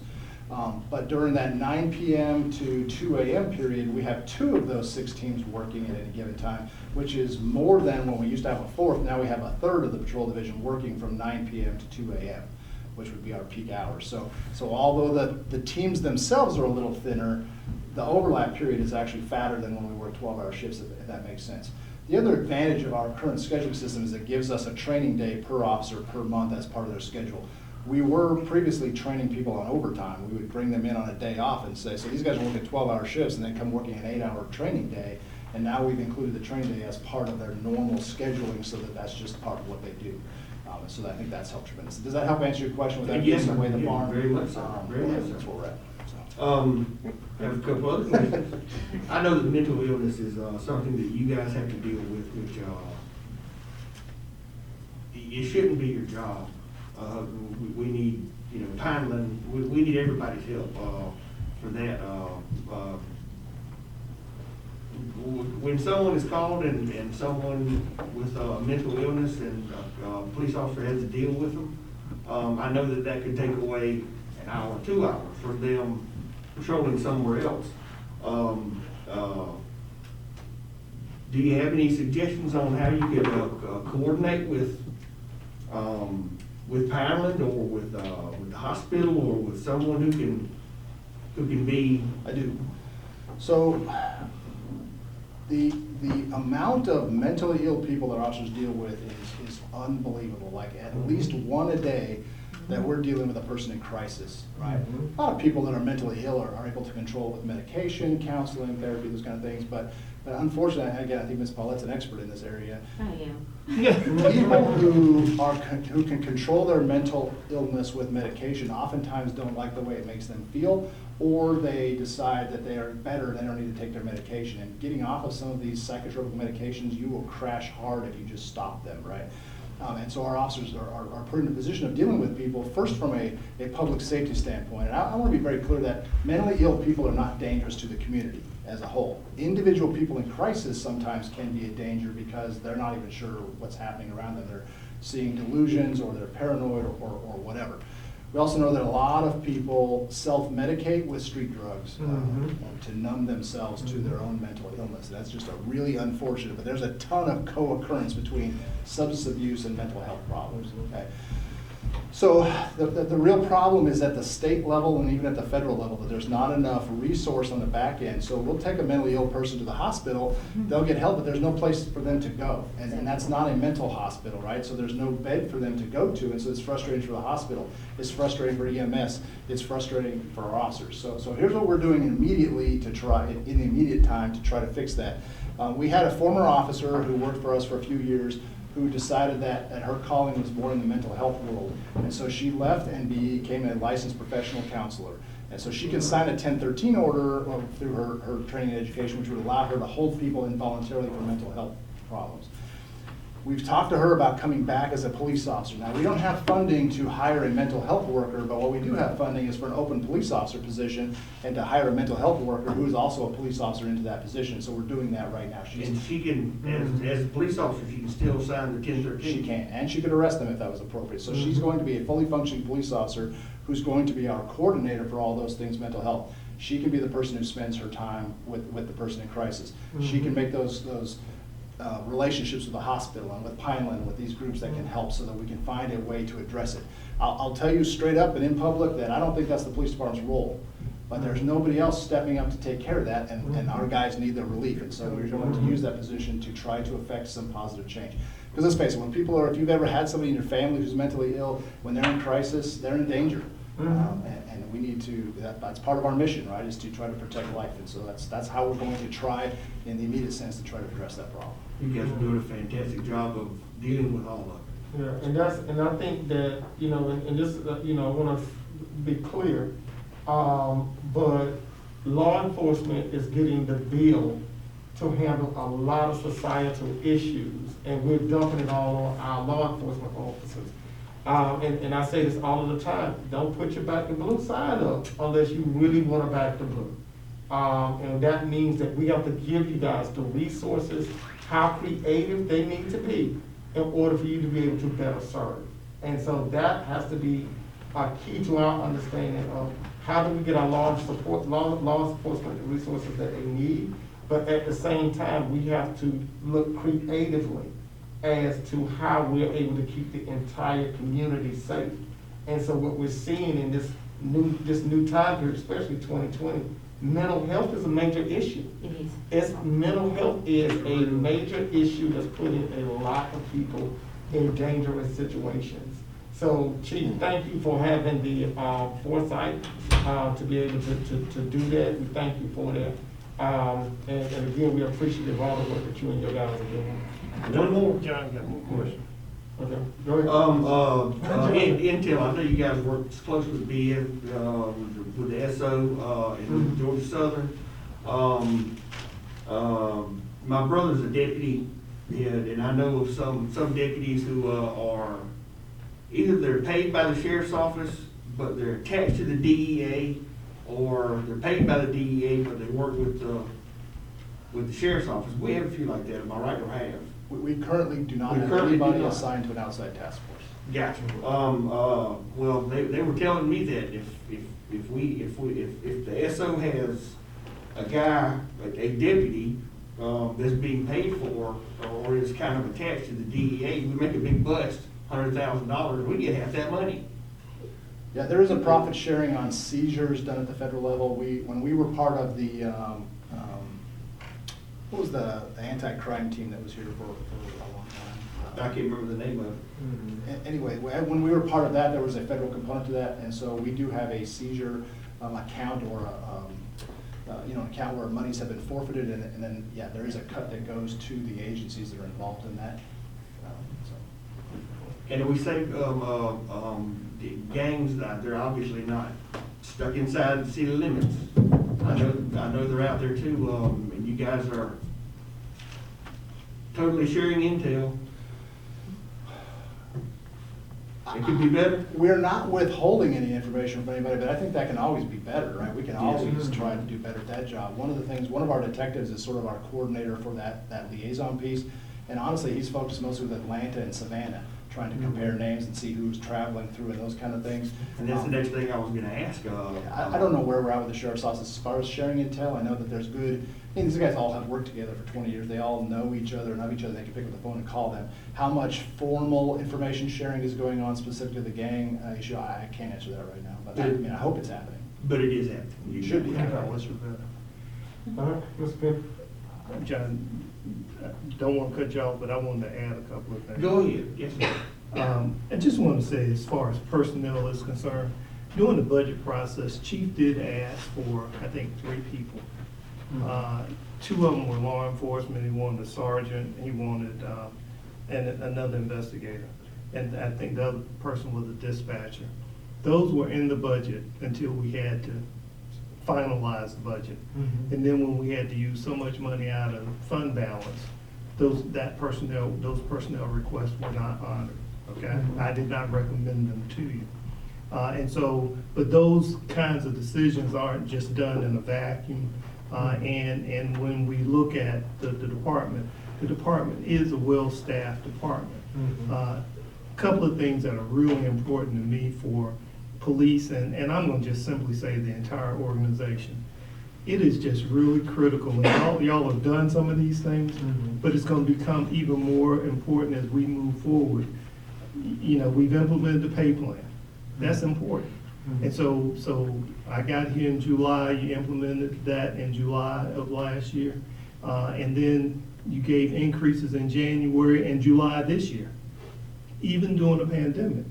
But what's gonna be even more important is gonna be ensuring that we're able to continue to reward these folks, have a competitive performance pay increases, so that these folks don't just get paid the same thing year in and year out. And as they perform, not just police, but everybody, they're seeing good increases in their salaries, and that is really important. I do think the piece about the mental illness is really critical. Yes. And John, Councilmember Riggs, if there was a recommendation that I would make to you as far as what they need, having that mental health expert with them would be ever so important. This city has been incredibly blessed from June until now to seeing all the things that have gone on around the country, and we've been spared any of that. But those mental health experts, we need more than one. Okay, we gotta have more than one, so that when these things come up, we're not wearing one person out. And so those kinds of innovative things, and we may see down the road, some federal money that will help us pay for those things as the feds look at how we can help our police departments. But if we don't, we're gonna need to look locally about adding those types of resources to the department. And that would be something that I would certainly be recommending to you. We try to work cooperatively. I'm not holding Chief back, trying to keep him from asking for folks, but I also try to look at the overall big scheme. And we have other departments that also need some resources as well. But as we look at the budget for next year, we will look at these things again. Just in the last 2 weeks, y'all have purchased 10 police cars. And 10 police cars is almost $500,000. It is $500,000 to put 10 police cars on the street. And so I just want to, when it comes to resources, be upfront, be transparent. I cut those police officers out of the budget last year. in order to be able to balance the budget. And if we're gonna add those resources, we would need to find a revenue source in order to be able to cover the cost of it. That was why I voted against the Yeah, budget, because we need more police officers. I just want to make a comment. I am for backing the Blue as long as the Blue is doing what they're supposed to do on behalf of the citizens that, you know, live in Statesboro. I back you 100% if you're doing what's right. I don't back you if you're not doing what's right, and that's just down the board anyone. But I feel that our police department needs to be fully staffed. Like, we need a fully staffed police department. I have no disagreement with that. But I also think that if we're overstaffed, you just create intelligent criminals. Because when you have more police officers out on the street, they're trying to figure out a way to elude them. So I think it creates another problem. What we need in conglomeration with the hiring of police members of police staff is we need resources. We need resources. When I look at the mental health piece, police officer, they're not doing anything preventative. They are intervening.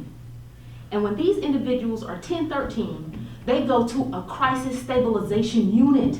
They're there to stabilize them. They release them back into the community. Where do they go? They have no place to go, and that's where resources come into play.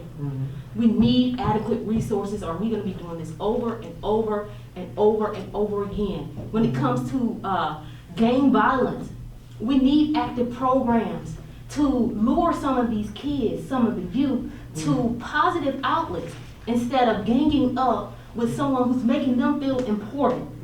We need we need something for them to do. We need resources. I'm backing resources. Staffing the police department, yeah, I am for that. Fully staffing the police department, I am for that.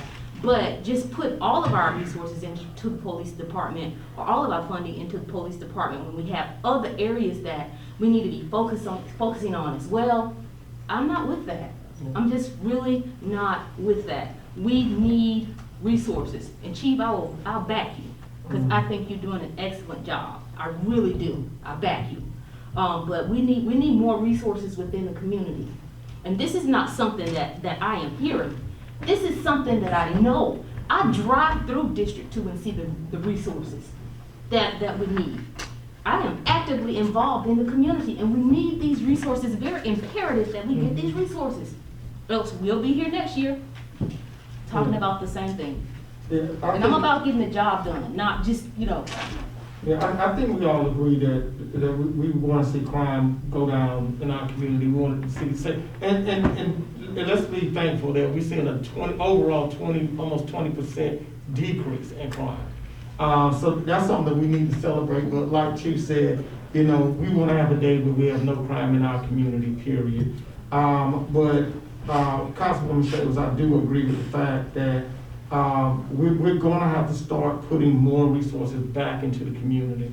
Too many of the programs have gone, too many of the programs are out of reach of the people that they really need to be touching. That's a major problem that we're having within our community. And what our young people are looking to fulfill that sense of belonging. And that's what we're seeing that they're getting out of these gangs.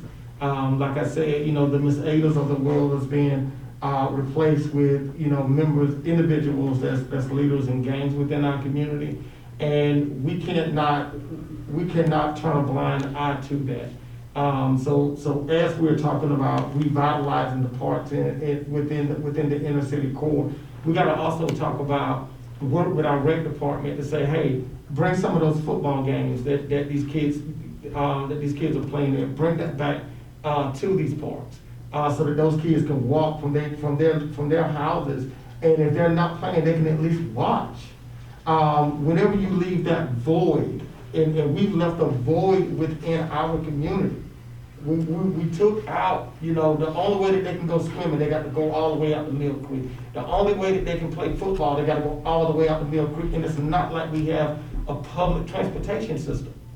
And so we've got to bring those resources back to the core of the city so that these kids can walk and be involved and they can have those positive role models around them. So when we took those resources out, we removed those influencers. And so this is a comprehensive thing. You know, Chief, I love what the police department is doing, but fighting crime is a all of us issue. It's all of us. And we just can't just throw the ball at the feet of the law of our police officers and say, here you go, you solve it. It's all of us. So that means our churches, our civic organizations, our commissions, our neighbors, ourselves, our families, all of us have to work together to address this problem. And the fortunate thing about Statesboro is that we are not these major cities. We're not Philadelphia. We're not Savannah. We're not Atlanta. We're not Macon. We're still at the precipice where a lot of these young people can still be saved. They can become contributing members of society instead of sitting out at the county jail. And so we're not at the point where we're lost. We're at a point now where we have to make a decision. And that decision is, are we going to talk about it or are we going to be about it? That's the decision that we have to make. But with that being said, we'll move on to agenda item 8, discussion of the open container ordinance adopted on June 16, 2020, and its impact. Councilman Boyd. Thank you, Mayor. I appreciate that.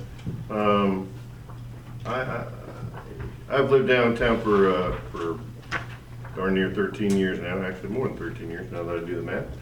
And so usually when something happens downtown, I'm the one they call and reach out to. I mean, it's part of the nature of being a public servant who lives not too far from City Hall.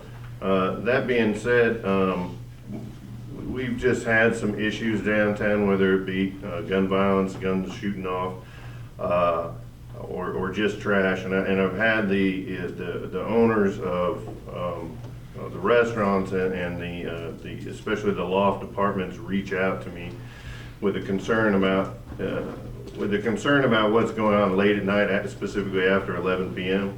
And after some discussions with them, and I think some of you may have received emails. I received 4 or 5 emails yesterday and today. I want to make a suggestion that we dial back the open container ordinance to 11 p.m. You know, the chief was just talking about the dangers of alcohol, and I looked across the table here, and all of us were nodding our head that, you know, the dangers of alcohol is prevalent in our community, particularly amongst our young people and high school students, college students, and you know, the mayor was right too. We're policymakers. We're responsible for writing the ordinances that work for our community. And as policymakers, you know, when a rule is not working properly, it is incumbent on us to change those rules to fit the circumstances that are staring us right in the face.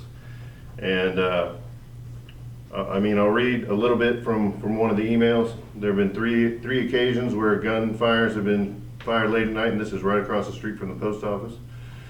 We've had to duck down, hide inside the building. People on the patio were in danger. It's put people living in the upstairs buildings in a scary environment. There have been massive amounts of littering and trash and drug paraphernalia on the streets and in the parking lot. Beer bottles broken, thrown consistently, and all these issues have happened after 11 p.m. That's what this says. And then I've got 3 or 4 that say the similar things. We're trying to improve, city manager will tell you, we're trying to improve our downtown. If you're downtown, the heart of your downtown isn't beating, your city isn't thriving. And we're trying to improve our downtown and encourage both significant investment, which we've seen, and we've got some more coming. But those folks that are looking to put investment right now have stepped back and said, hey, if this is gonna continue, I'm not gonna put my hundreds of thousands of dollars into downtown, I'm gonna invest that money somewhere else. And that's not good for our downtown. So we've got folks that are looking to invest significant dollars into our properties, and they're trying to encourage professionals to live, work, and play downtown in Statesboro. The recent violence, the recent noise, the recent trash is discouraging those efforts, and there's someone here that lives in the post and runs the Bull and Barrel, and maybe, if you want, Mayor, if you want to have him talk a little bit, he can, but we're running, folks, right now, this problem is running people out of downtown. And that's, I mean, every one of us knows that you've got to have people living down here to create the foot traffic to support these businesses. And right now, we are running those folks out of downtown due to the loud noise and everything else.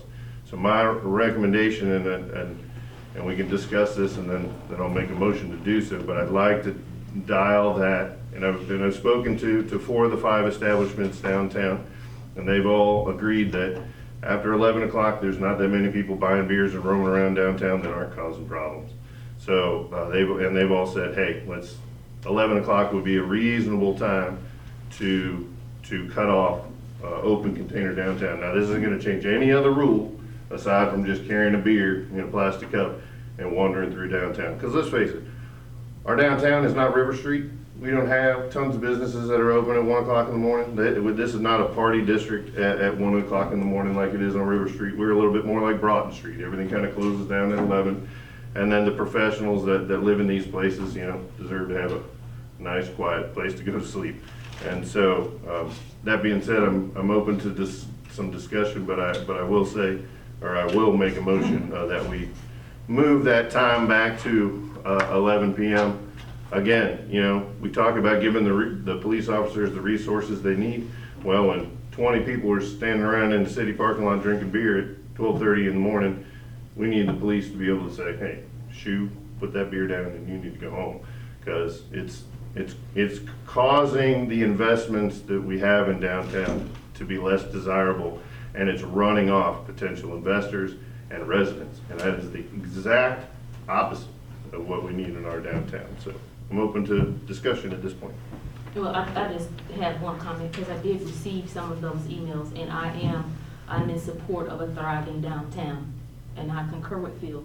We do need to have a thriving downtown, but I would like to be at the table when we're having these discussions. Because I noticed that there was some type of meeting that transpired. They said they reached out to you, they sent it to your District 2 email? No, I didn't get an email. I would like speak to that. Well, I'm not gonna speak directly to you, but I'm gonna speak to the meeting that transpired on Monday, this past Monday. I would have liked to have been a part of that meeting to actually hear your concerns. I was not at the table. If I am supposed to help you, especially if your business is in my district, I want to help. But if I'm not there, I'm not at the table, I can't hear your concerns. And so I'm just putting this out to the community. If your business is in my district, please, I would like to be at the table when you're having these discussions. I don't like no backdoor stuff. Put me at the table when you're having these discussions so that I can better serve you. That's what I'm here to do, is to serve you. So I don't condone any type of private meetings, but I do condone having a thriving downtown. I am for that. The open container thing ends at midnight? It's 1:45. It's as long as sales are allowed for on premises consumption. So yes, it is 1:45. Now, did we give a time after the set?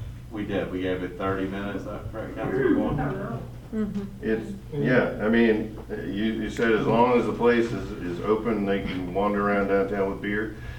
And we specifically said that means 1:45. 1:45 is late for downtown. This is a neighborhood. Yeah. This is not a party district. This is not River Street. Work session, and I'm thinking maybe midnight should be that time frame. Well, Mr. Mayor, I'm going to make a motion, and if we don't, we're looking at rewriting the ordinance, we still need to go through the proper process. That's correct. to do it. We can suspend the rules to change this time. I think there's no need to have hours and hours of discussion. I've talked to all the restaurants that are downtown. Phil, let me finish my statement. Yes, before you sir. Jump out there. Kane, put this on a work session so that we can go ahead and get this going. Meanwhile, Chief, during this time period, while we're getting the ordinance side taken care of, can we get a police car to sit there in that time frame and make sure that everything is taken care of so we can follow the necessary procedure? Would that be an issue for you? for us to have an officer present during that time frame while we get the? I'll say we'll do the best we can. It's really dependent on call volume unless you want to put somebody on overtime down there. Yeah, that's, Saturday night. I think in a situation like this right here, overtime would be absolutely fine. But meanwhile, let us be able to, because we don't want to make any knee-jerk reactions, let us have an opportunity to discuss it, and then that way we can, do what's best. And then anybody that lives in that area, we can kind of get conversation from them and so forth. Because we don't want to make a knee-jerk reaction and then just rewrite an ordinance. I'm not rewriting it, we're just changing the time, Mayor. I'm sorry, I adamantly disagree with the characterization that we're rewriting the ordinance. We are changing the time to a reasonable time to accommodate the people that live in this neighborhood, which is downtown, which is my neighborhood. I have been down here for over a decade. I see and understand what is going on. We're not talking about your neighborhood or Paulette's or John's or Sherry's. Wait, We're hold talking about my neighborhood. Wait, This is but where I live. it's not my neighborhood You too. don't live downtown?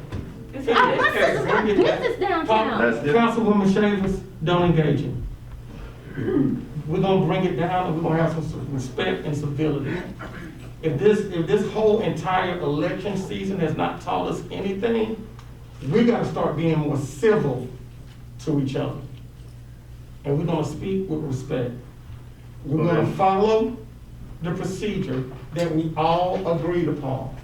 We voted on a procedure to address ordinances, that's what we are going to follow. Fine, then I'll vote to move it to 11, and we'll have the first reading at our next meeting, and the second reading, we don't need a work session. We can just move forward with discussion of moving it back to 11. Yeah. I mean, we've got an owner and a resident right here, and you want to hear from them. Councilman, the next meeting is a work session, and we can put it on the same thing. That's We fine. can do it, that's absolutely fine. We're gonna keep order, and we're gonna do it the right way. But I do disagree with it. We understand the issue, this is not the first time that we've heard it. We're gonna fix it, okay? All right, good deal. All right, any further discussion? With that being said, we'll move down to agenda item 9. Okay, I'm sorry, a little too quick for me. Since we have two people here who came because they knew the issue was on the agenda, I would like to hear what they have to say while they're here. Okay, does anybody wanna come forward? Come on.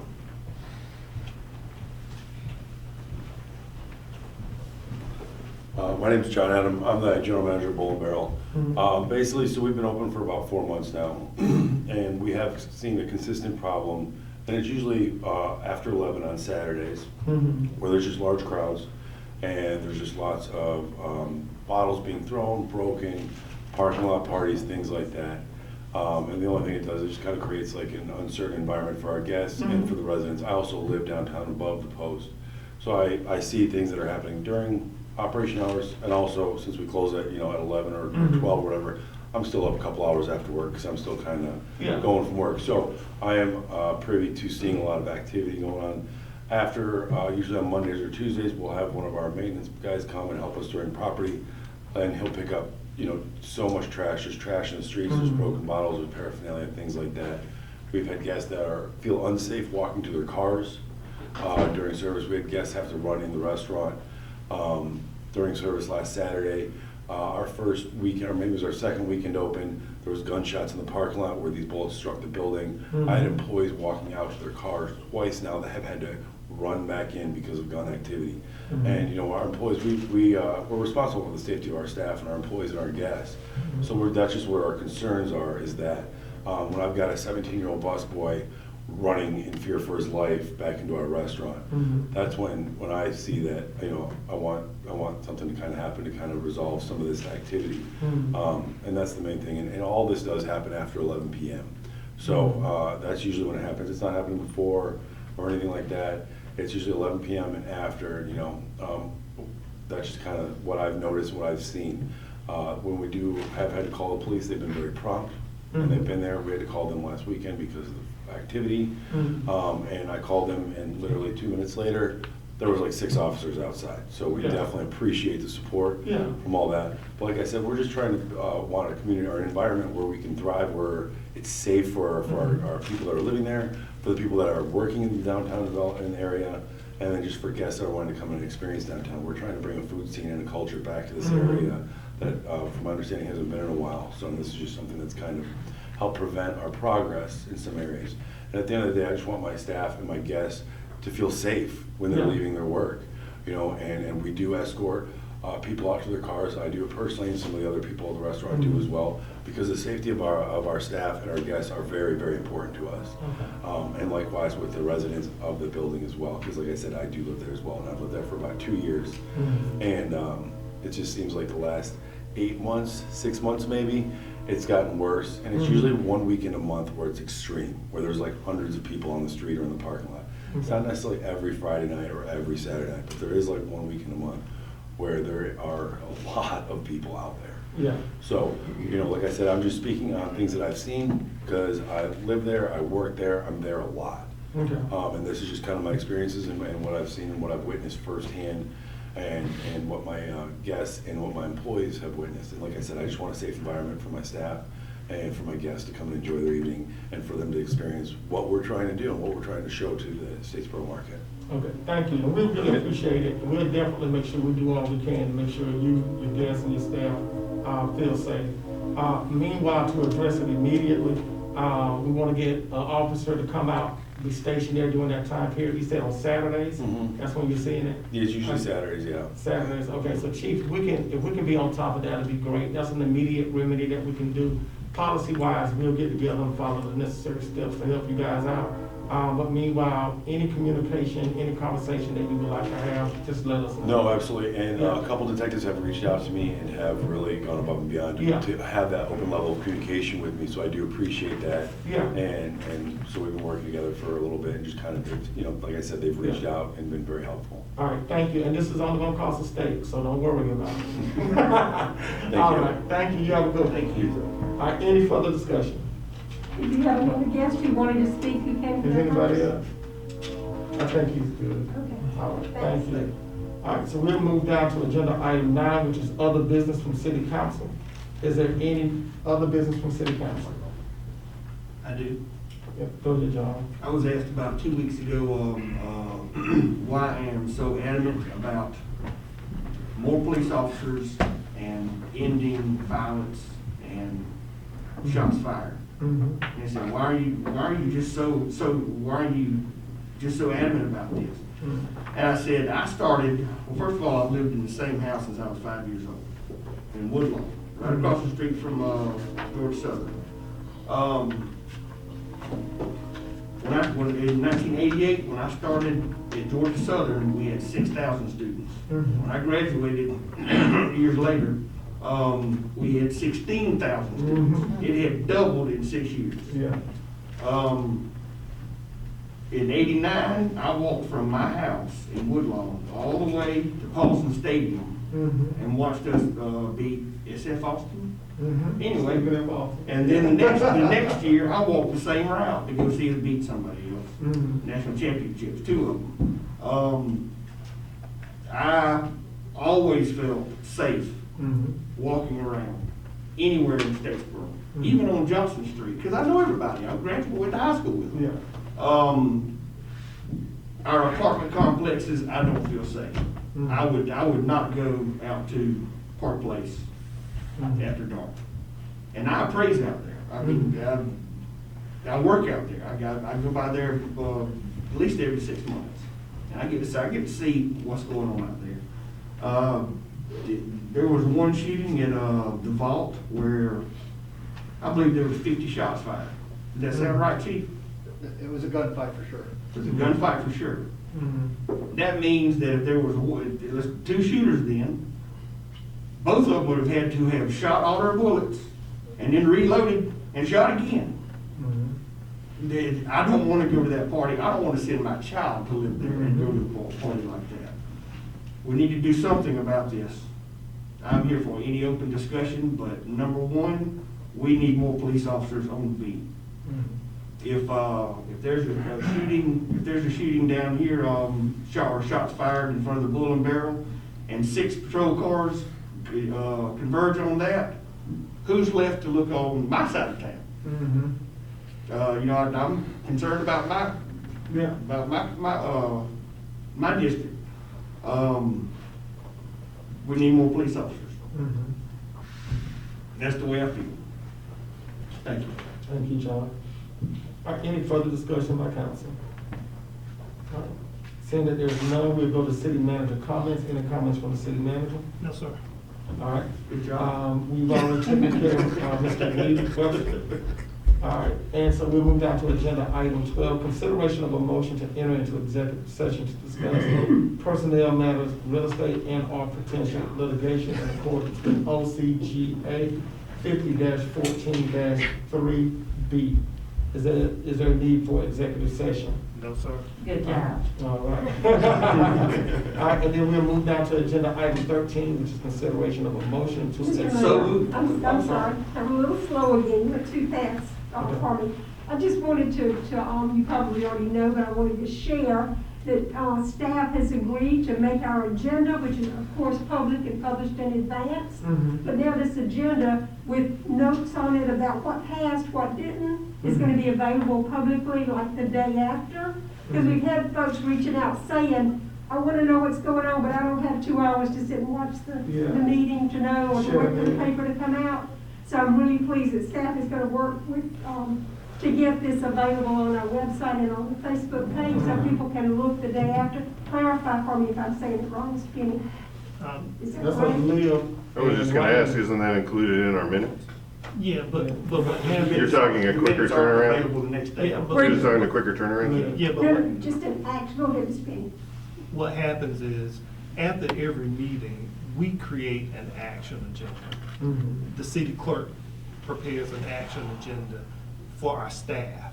And so, and that's so that everybody knows what happened, every action, every vote you took. And so all we're saying is that we will take that action agenda and we will post it by noon the next day after each council meeting.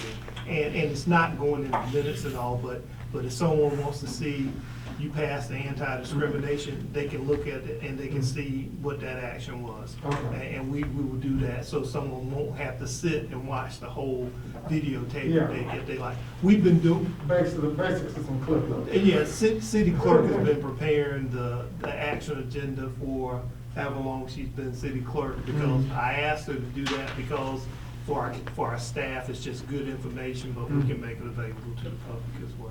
No, I appreciate that. To me, the big gift is just trying to be as transparent and as available and accessible to the people of Statesboro as possible.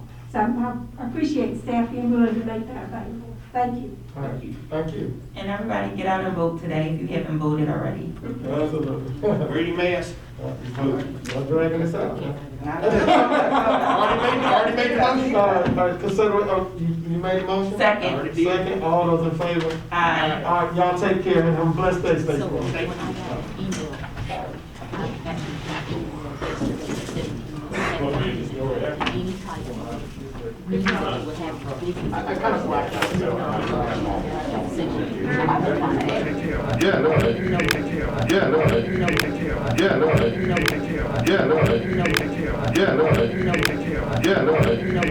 yeah, no, yeah, no,